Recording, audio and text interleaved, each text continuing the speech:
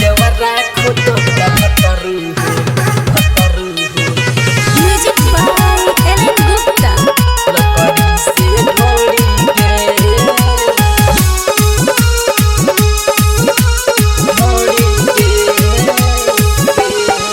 गोइलो बहरा पैसा कमाए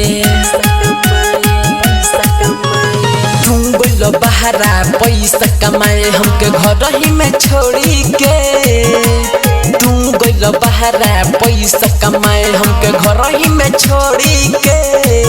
हई देवरा खोदता भतरू हो लकड़ी से ढोड़ी के हई देवरा खोदता भतरू हो लकड़ी से ढोड़ी के लकड़ी से ढोड़ी के मिक्स बाय मुकेश लकड़ी से ढोड़ी के अभिल सोया बाटे ओकरा लई के बुद्धि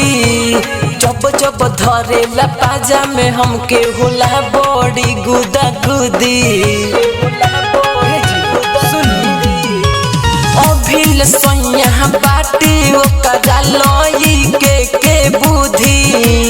जब जब धरेला पाजा में हमके होला बड़ी गुदा गुदी घरवे में घुस रहेला घरवे में घुस रहेला कबो जाला ना छोड़ी के इन देवरा खोदता भतरू हो लकड़ी से ढोड़ी के इन देवरा खोदता भतरू हो लकड़ी से ढोड़ी के देवरा खोदता भतरू म्यूजिक बाय एलन गुप्ता। लकड़ी से ढोड़ी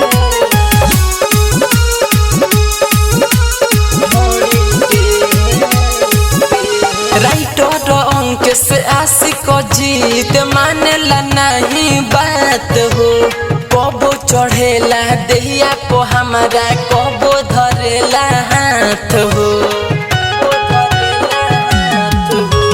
राइटर अंक से आशिक जीत माने ना हमरो बात हो कबो चढ़ेला देहिया को हमारा कबो धरेला हाथ हो कविराज ध देता हमरो कविराज ध देता हमरो जवानी के कोनी के इन देवरा खोदता भतरू हो लकड़ी से ढोड़ी के इन देवरा खोदता भतरू हो लकड़ी से ढोड़ी के।